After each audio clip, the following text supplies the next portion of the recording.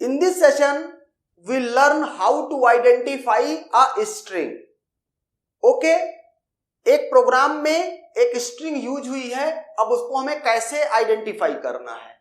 तो कहता है कि कॉन्सेप्ट क्या है, एक पैटर्न होगा। पैटर्न मीन्स रेगुलर एक्सप्रेशन, और इसका रेगुलर एक्सप्रेशन क्या है, ये है double quotes, opening and closing, और बीच में कोई भी सिंबल और उसका रिपीटिशन, कितने भी नंबर ऑफ सिंबल्स।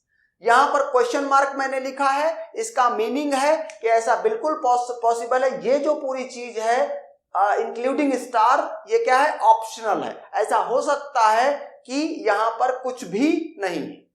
ओके, अगर कुछ भी नहीं है तो अगर ये सिनेरियो सपोज करो आता है, मींस बीच में कोई भी कैरेक्टर नहीं है, तो ये रिप्रेजेंट कर रहा है इसको, नल को। ओके, तो वो केस भी इसमें इंक्लूड हो रहा है।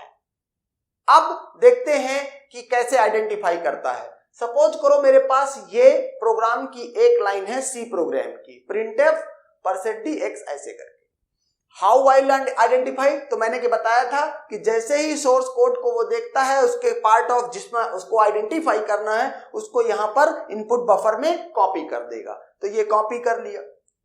कॉपी करने के बाद ये पी से पढ़ना स्टार्ट करेगा, और जैसे उसको लेटर दिखाई पड़ेगा, जितने भी ट्रांजिशन डायग्राम्स हैं, जो कि मैंने पीछे रूल्स जो पढ़ाए थे, कीवर्ड्स का, आइडेंटिफायर्स का, ऑपरेटर्स का, ओके, स्ट्रिंग्स का या कैरेक्टर्स का, जितने भी आपके पास जो है ट्रांजिशन डायग्राम है, उन सबसे मैच कराएगा इस पहले लेटर को, पी को।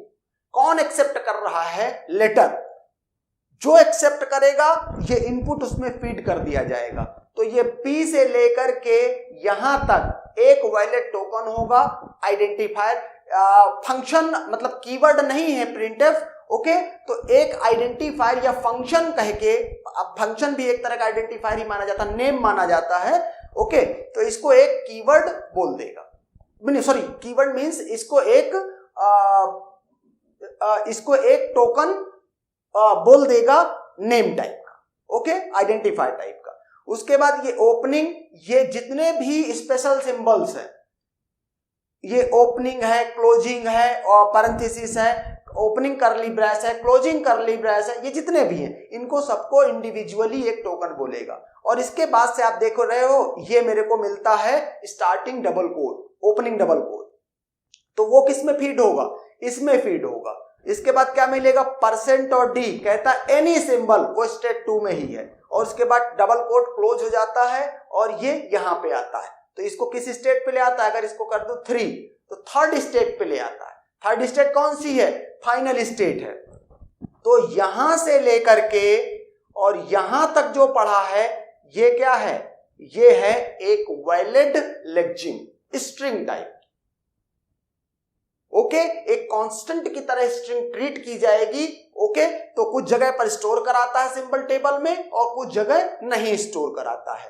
तो स्ट्रिंग पढ़ेगा तो टोकन क्या रिटर्न करेगा, यहां पर टोकन रिटर्न करेगा स्ट्रिंग, टोकन रिटर्न करेगा स्ट्रिंग। और इसकी जो वैल्यू है वो कई बार यहां पर एग्जैक्टली ये मींस इसके रिस्पेक्टिव कुछ कई बार कुछ रिटर्न भी कर सकता है, और नहीं तो ऑप्शनल फील्ड है, इसके रिस्पेक्टिव कुछ होगा नहीं।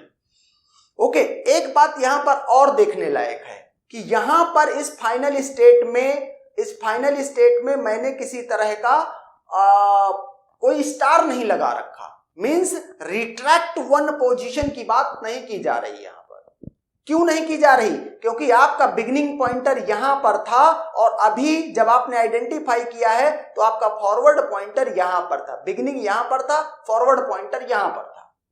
अगर आप यहां चले जाते और इसको देख के डिसाइड करते कि यहां तक का क्या है, एक वैलिड टोकन है, तो आपको फिर इस स्टेट को क्या बनाना पड़ता, स्टार वाली फाइनल स्टेट बनाना पड़ता, रिट्रैक्ट 1 पोजीशन, एक पोजीशन पीछे लेफ्ट में आपको शिफ्ट होना पड़ेगा। लेकिन इस केस में नहीं, बिल्कुल श्योर है कि जैसे ही डबल कोट्स के बीच में कुछ भी लिख के आता है वो एक स्ट्रिंग है, and therefore this is the string. Okay, this is how you will identify the string. अच्छा, यहां पर भी longest prefix of the input, अब यहां पर यहां से लेके यहां तक इसको पढ़ा है। जैसे कि अगर मैं कहूं कि ABC टोटल एक स्ट्रिंग है तो इसके प्रीफिक्स क्या है? नल, AB और ABC।